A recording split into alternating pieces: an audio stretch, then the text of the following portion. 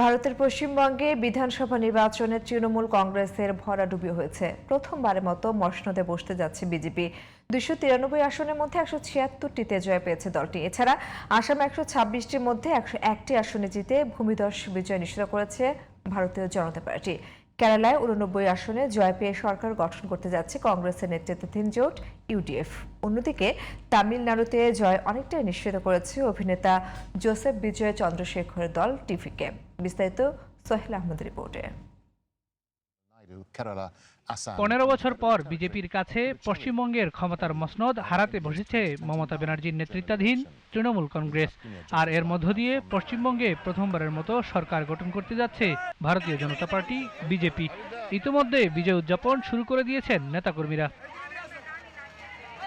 জয়ের পর কে হবেন বাংলার মুখ্যমন্ত্রী এ নিয়ে চলছে আলোচনা।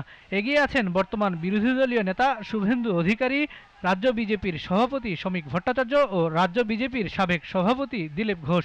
এর আগে কড়া নিরাপত্তা ব্যবস্থার মধ্য দিয়ে সকাল 8টায় শুরু হয় পশ্চিমবঙ্গের বিধানসভা নির্বাচনের ভোট গণনা। দুপুরে রাজ্যের বিভিন্ন স্থানে সংঘর্ষে জড়ায় বিজেপি ও তৃণমূল কংগ্রেসের কর্মীরা। পশ্চিমবঙ্গ ছাড়াও তামিলনাড়ু, আসাম, কেরালা ও কেন্দ্রশাসিত পুদুচেরির বিধানসভা নির্বাচনের ভোট গণনা হয় এদিন। তামিলনাড়ুতে দীর্ঘদিন ধরে এডিএমকে ও ডিএমকে এই দুই দলের মধ্যে লড়াই চললেও অভিনেতা জোসেফ বিজয় চন্দ্রশেখর ওরফে থালাপাতি বিজয়ের দল টিভিকে এসেই করেছে বাজিমাত। বিধানসভার 234টি আসনের মধ্যে সংখ্যাগরিষ্ঠতা পেয়েছে তার দল তামিলাগা ভেট্রি কাঝাগাম টিভিকে। কেরালার 140টি আসনের মধ্যে নিকটতম প্রতিদ্বন্দ্বী এলডিএফ এর দ্বিগুণ ভোট পেয়ে জয় নিশ্চিত করেছে কংগ্রেসের নেতৃত্বাধীন জোট ইউডিএফ। এ রাজ্যে বিজেপির অবস্থা খুবই নাজুক। আসামের 126টি আসনের মধ্যে তৃণমূল কংগ্রেসের চেয়ে প্রায় 4 গুণ ভোট পেয়েছেন বিজেপির প্রার্থীরা।